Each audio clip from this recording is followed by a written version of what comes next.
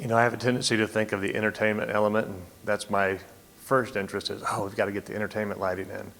But then as I go through my day-to-day process, my day-to-day job, the lighting systems are unusual. The placement of the lighting, the lights that are out, the ones that don't cover the hallways, the dark hallways, I've gotten used to it, but because it's back office, it's not always priority to me. But it's absolutely critical that the lighting it needs a revamp.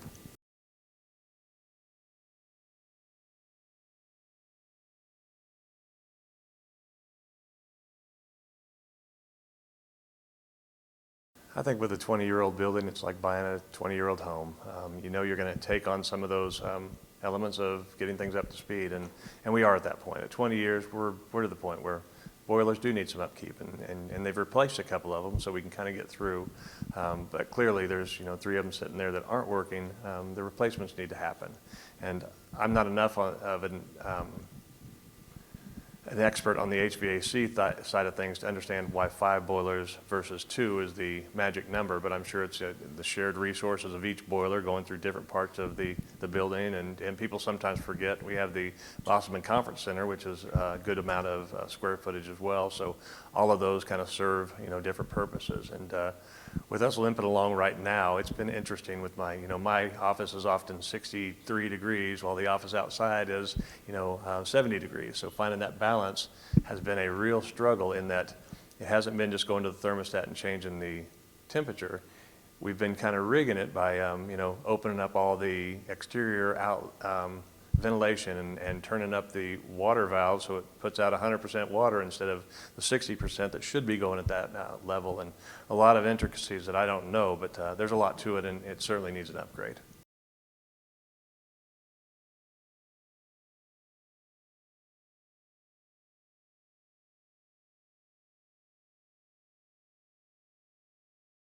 I think that picture probably summarizes it. It's like tires on a vehicle. You go buy, spend $1,200 on a new set of tires, you really don't get anything new for it. You still have the same car, you're still driving to work, but it's a critical thing to make sure your tires aren't going flat. I think the roof is probably in that line of thinking, in that it's a critical need and upgrade. When we have a heavy rain, the first thing I do when I walk in the building is go identify where the leaks are, make sure that they're marked. We have walkers that are in there every day, Monday through Friday. We've got to just make sure it's safe, and we certainly have a leak problem that has to get fixed.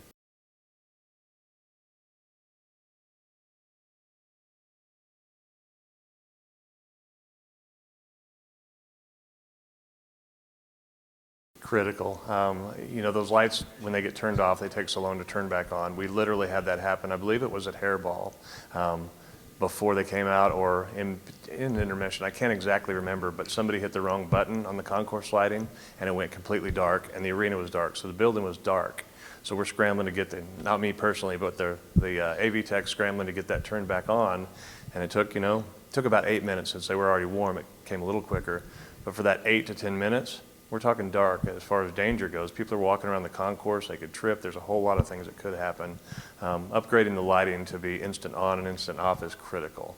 The experiential element of the fun lighting parts, the things that really pop, and the paparazzi and the adding energy to an event. I think every wrestler at USA Wrestling would love to see a little bit more energy that way. I know cheer and dance could certainly benefit from that as well. It really just takes it from being a building to a party place, and I'm a big proponent of going ahead and making sure we get that experiential lighting, and I'll say this because we did a skating rink event here recently, and I reached out to Jeremy Wan, who owns Sure Sound and Lighting, that does a lot of our staging and lighting, and said, hey Jeremy, do you have a disco ball? We at least want to make it look a little bit like a skating rink. Well, he brought in a whole apparatus that had laser lights and disco balls, 3 or 4 of them, and several different things that turned this building from a blank canvas into an experiential lighting experience, and it was night and day. You walked in and you just felt like it was fun. Even if people weren't in the building, it was fun. So I think that alone will improve the customer experience to a degree that we can't even imagine yet.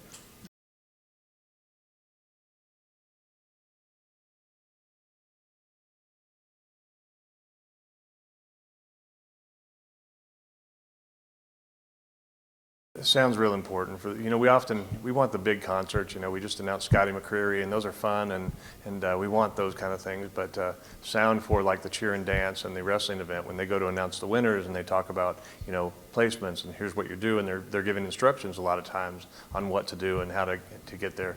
People like me, that my hearing's it's aged a little bit. I have to struggle to hear that. The clearer the sound, the more opportunity I have to actually hear what's going on and just not tune that out. And I think it's an important upgrade. Can we get by without it? Of course, it's like anything, but there was a night and day difference between our existing sound system and the upgrade that they actually showed us. And when they showed us what they were working on, it was only 1 or 2 speakers. It wasn't even the whole system, but it was night and day in difference.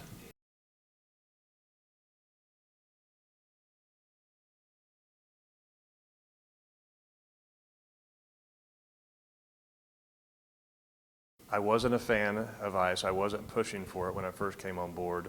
But as I got approached by the FPHL and started looking at the finances behind it, understanding that we would build a stable, consistent, annual financial revenue stream to support the ICE, that kind of changed the picture a little bit. Now we're not scrambling just to get events to turn the ICE into money. We have 28 events going on in our building that brings people into our city. It brings people into the building. They're spending dollars. That generates tax revenues. That alone is enough of a foundation to think we should be able to build on that and incorporate some other entertainment events that really would be a benefit to the community, including things like if you have a hockey team, the first thing that follows is usually a youth hockey program. People are going to want their kids to start playing hockey. Adult hockey leagues, open skate for ice skating. And I could visualize a roller skating event early in the week, then putting in the ice and turning it into the later part of the week having an ice skating event. What an unusual and fun thing that would be to have both. And there are people who like to ice skate, there are people who like to skate. I think that would serve the community. It'd cover a lot of people to give somebody something to do. And if you're like me, a lot of times on Friday night, you're sitting there and you go, hey, you want to go to a movie? You want to go grab a bite to eat? Now we can add in, hey, let's go to a hockey game. I haven't seen one of those yet. Let's go see what it's all about. They're doing ice skating tomorrow on Sunday afternoon. You want to go ice skating? I don't know. I've never ice skated. Let's go try it. I think anytime you add those new elements to the community, I think they'll respond to it.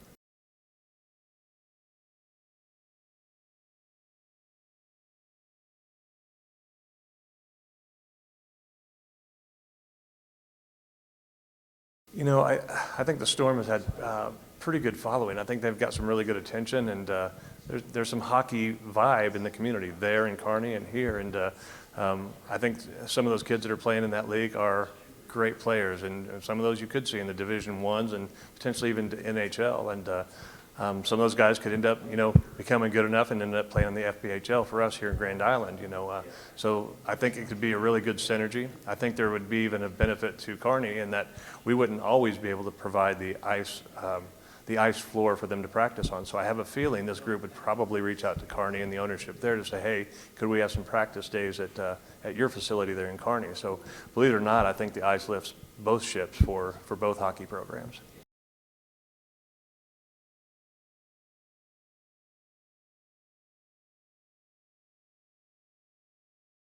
It seems like some of the council members are really supportive of this. I think they see the value, and I think mostly, some of that is just personal want to see something new, but I think they see the value to the community. And if it's anything like what I've experienced, it's probably one of the first questions they get asked as well is, are we going to have ice in the Heartland Event Center? That's a common question. So when the community is bringing that sort of thing up so regularly, there's interest. One way or another, there's interest, so we need to pursue it. And Chelsea Steinke, she's our director of finance with VenueWorks here at our building, and she said, maybe we should do like a Facebook poll to see what the community has to say about that. And I said, that's probably a great idea. We probably could get a pretty good feel on what the community wants by doing something like that on the social media. So that might be something we pursue to let the community kind of have a real direct voice to it.